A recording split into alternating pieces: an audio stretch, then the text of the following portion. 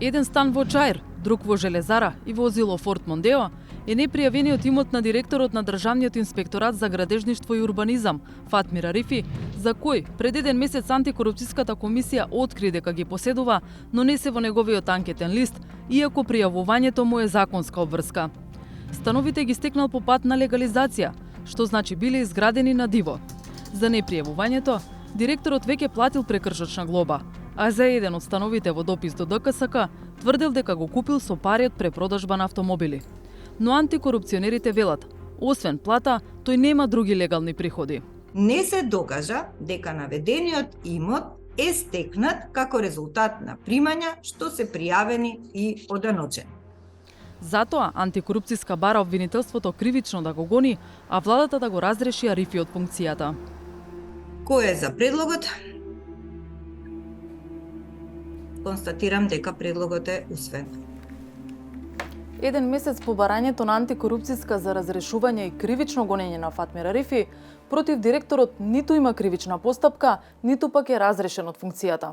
Од основното јавно обвинителство во Скопје ни кажаа дека иницијативата е примена неделава и дека ќе биде распоредена кај надлежен јавен обвинител кој ќе ги провери наводите на антикорупционерите.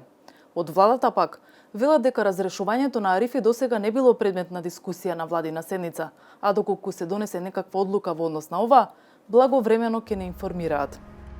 Откако му го провериле имотот и му побарале одговор, Фатмир Арифи на антикорупционерите им доставил документи, но не за конкретните недвижности, вели председателката на ДКСК Билјана Ивановска. Тој први се обиде да ја префрли топката на службено лице, односно одговорно лице во неговата институција за човечки ресурси, дека наводно тоа е виновно, што веднаш му одговоривме дека секое избрано и именувано лице има лична одговорност да пополни анкетен лист. Потоа тој кажа дека се занимава со трговија на возила и дека со размена на возилата за градежен објект врши легализација на објектите и на тој начин стекнува имот. Кажа дека дополнително ќе достави документација за овие објекти. Тој достави дополнителна документација, но таа не се однесуваше на споменатите објекти. Сега, имајќи во предвид начинот како се стекнати, нели, бидејќи нас тоа не е битно, како се стекнати овој имот, го прашавме, тој рече дека ќе образложи, меѓутоа не образложи. Утврдивме дека нема дополнителни приходи, барем нема регуларни, нема оданочени редовни приходи. Вработено лице, мислам дека имаше само едно од децата, кое што немаше некои големи приходи, како и да е, имаме несразмерно зголемување на имотот во однос на приходите кои што ги остварува месечно, кои што се оданочени, значи се легални приходи. Тоа значи како е стекнат имотот, дали е на легален, односно знаеме дека е на нелегален начин, нека си утврди понатаму обвинителството. На оваа седница владата го именуваше Фатмир Арифи за ВД директор на Државниот инспекторат за градежништво и урбанизам. Фатмир Арифи, кадар на ДУИ, е ВД директор на Државниот градежен инспекторат од 2020 година. Во неговата биографија објавена на веб страницата на инспекторатот, меѓу другото навел дека до денес успешно ја извршува директорската функција. Во негов мандат, инспекторатот саботираше акција за уривање дивоградба на Пластичарска. Како директор ретко се појавува во медиумите. Никогаш не одржал пресконференција, а последното соопштение објавено на сајтот е од јули годинава за мерки и препораки за работа во портокалова фаза. Но по седницата на ДКСК во октомври годинава, тој експресно на Фејсбук објави дека ќе ја тужи антикорупцијска. Во прво интервју за 360 степени, директорот денеска призна дека не го ажурирал анкетниот лист, но остана на ставот дека виновен е службеник во инспекторатот, иако врската е негова лична како функционер. Директоре, зошто не ги пријавивте во антикорупцијска двата стана и возилото Форд Мондео што го поседувате? Тоа е грешката на мојот сектор за човечки ресурси, кој од анкетниот лист го препишал од претходната година. Не барал од Агенцијата за недвижности список на личниот имот мој и не барал список од Министерството на внатрешни работи, посебно сектор сообраќај, на возилата што ги има. А чија обврска е да се пријави во антикорупцијска, на секторот или ваша лична? Мојото лично, меѓутоа имаме поверење во секторите. Сега ако почнеме ние сите сектори да ги работи сам директорот, не ќе може да се занимава со поголеми работи. Не е работа на службениците во градежниот инспекторат да ви пријавуваат имот во антикорупцијска. Јасно ми е, меѓутоа направил грешка секторот за човечки ресурси. Дали сега ги пријавивте во антикорупцијска? Да, пријавен, ние спремаме анкетен лист и ги пријавуваме. Меѓутоа, двата стана се легализирани законски. Има Кажете ми, ве прашувам, бидејќи антикорупцијска вела до ден денес не сте го ажурирале. Спремаме анкетен лист, ги спремаме документите комплет. Веројатно денеска утре ќе ги носиме. Го прашавме и за потеклото на парите со кои го купил посочениот имот. Како успеавте 2 стана и возило да купите? Не, имам и други приходи имаме. Ќерка ми работи, има околу 1.500.000 годишен приход. И мојот приход плюс тргувам. Работам и други работи. Посебно, Што работите? Посебно со коли работам. Тргувам. Имате и друг бизнис, освен што сте директор. Да. А пријавувате за тоа приходи? Па не продаваме кој знае бројчено колите. Становите ги купил уште во 2006, но подоцна се легализирани. Автомобилот пак го купил од препродажба на сосема друг стан. Зошто кога стапивте на функција не ги пријавивте во анкетниот? Уште не беа легализирани. Немавме Кога ги документ. легализиравте? Мислам дека овие се легализирани 2021. Зошто веднаш не го ажуриравте листот? Поради тоа, поради причината за човечки ресурси, секторот за човечки ресурси. Малку е несериозно. Добро, несериозно, Директор сте на важна институција. меѓутоа е се легално, се е законски. Возилото имам продадено стан на Лидија Додич. 31.5.2021. Со тие пари се преку жиросметка. Купувачот ги пушта парите на жиросметка кај мене, со тие пари купувам кола Форд Мондео. Мислам дека и ова е законски. А тој стан што го продававте ви беше во анкетниот лист пријавен? Да, беше овој.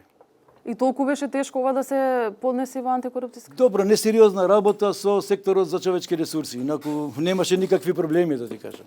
Првиот човек на Државниот инспекторат за градежништво и урбанизам не гледа проблем во тоа што до неодамна поседувал 2 дивоградби. Директорот од 20.10.2020 година, порано не сум бил директор јас. Сега сте и легализирате практично незаконито изградени објекти. Мамо, дозволува законот за легализација, не само за директорот, за било кој друг. Не можеш сега да го ставаш директорот надвор од законот. Собранието го донесе законот. Прашавме во антикорупцијска дали посочените имоти кои во катастарот се на име на директорот се дели од анкетниот лист.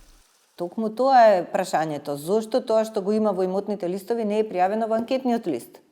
Не разбирате, значи ние така и ја утврдивме разликата. Ние гледаме првата контрола не е административна контрола, а верификација на податоците. Дали тоа што е пријавено во анкетниот лист соодветствува со тоа што е пријавено во имотниот лист. Тука ја утврдивме првата разлика. Нека каже зашто не го објавил анкетниот лист. Зашто тие работи што се во имотниот лист не му се во анкетниот лист, тоа треба да каже. Дали сега го ажурираше анкетниот лист? Не. До сега не. Значи, врз основа на сето ова, ние имаме доставено кривична пријава до обвинителството, таму нека си објаснува како си го стекнал имотот.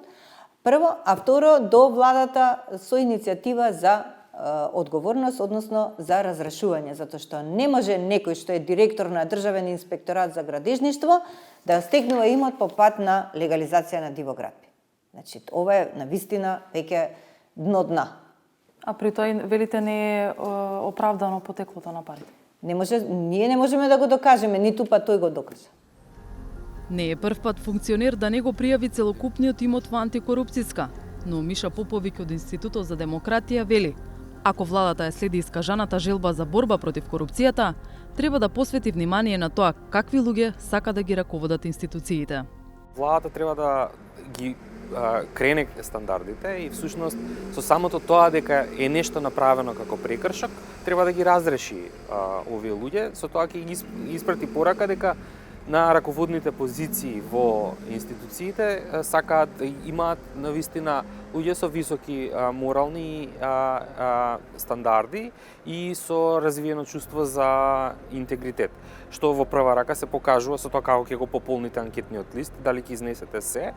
И не само тоа, доколку например се открие дека тој имот се крие, за такви луѓе веќе не би требало да има место на позициите во јавната служба. Инспекторатите се ризични места во однос на корупција. Затоа Поповик смета дека уште пред да се номинираат раководни лица, кандидатите треба да се проверат. На еден високо ризичен економски сектор би требало да помине на некој начин ветинг неформален, односно да се провери на вистина интегритетот, анкетната состојба предходно пред да се номинира, заради тоа што секаков ризик по однос на интегритетот на лицето кое што раководи, кога тоа ќе се именува во институција, се пренесува како ризик во работата на целокупната институција. Според Законот за спречување на корупцијата, владата има рок од 60 дена да се произнесе по иницијативата за разрешување, што до неја ја поднесе ДКСК. Тоа значи дека владата има уште еден месец да одлучи дали тој ќе замине од функцијата. Би сакала да еднашка мислам да се почитуваат препораките што ги даваме, но имајќи го во предвид до сегашното искуство, имам голема резерва. Се надевам дека во оваа прилика коалиционите пресметки нема да влијаат во тоа да се донесе вистинската одлука.